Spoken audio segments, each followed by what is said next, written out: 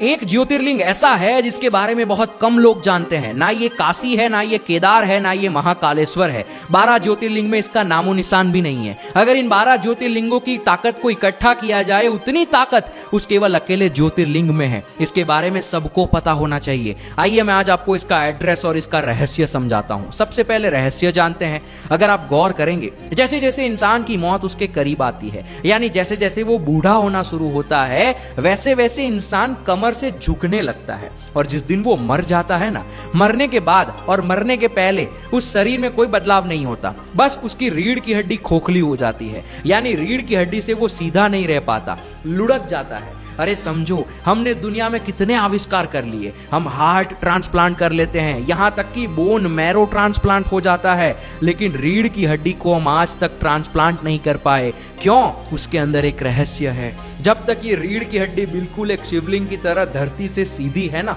तब तक हम कहते हैं उसमें जीवन है, यानी उसमें शिव है।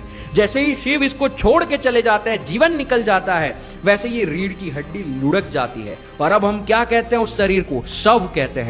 यानी जब तक शिव है तब तक ही वो सीधी है, जैसे ही शिव इसमें से गए वो शव बन जाती है। समझो, इस धरती पर कितने प्राणी है, लेकिन इस कुदरत ने केवल मनुष्य को सीधी रीढ़ की हड्डी दी है। यहां पर कुदरत के साफ साफ संकेत है कि मनुष्य, तू तेरी रीढ़ की हड्डी के अंदर छिपी जीवन ऊर्जा को समझने के काबिल है। सुबह शाम 5-10 मिनट जब भी मौका मिले, आंखें बंद करके अपनी रीढ़ की हड्डी पे ध्यान ले जाओ। धीरे धीरे आपको वहां पर हल्का हल्का प्रकाश दिखना शुरू होगा। इसको हमारे इतिहास की एक कहानी में भी बताया है। जब भगवान शिव लिंगोद्भव यानी एक प्रकाश के खंभे की तरह उत्पन्न होते हैं और ब्रह्मा और विष्णु उनका टॉप और बॉटम ढूंढने जाते हैं, लेकिन नहीं मिलता। यहाँ पर यही बताया गया है कि रीढ़ की हड्डी जो जमीन से सीधी है ना, एक खंभे की तरह, और उसके अंदर वो ज्योति है जिसे ढूंढने की कोशिश कर। तो मत भटक तू केदार और काशी, बंद कर अपने नेत्र, उतर अपने अंदर, मिलेगा तुझे तेरा केदार और तेरा काशी, बन जा तू वहां का वासी। इससे मेरा मतलब ये नहीं है कि आप इन ज्योतिर्लिंगों में मत जाओ।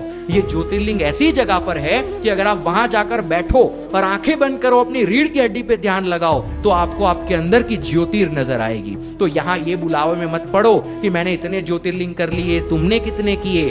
ज्योतिर्लिंग असली तो तब होगा जब अंदर प्रकाश दिखेगा। समझो ज्योतिर्लिंग है क्या। शिवम शिवम।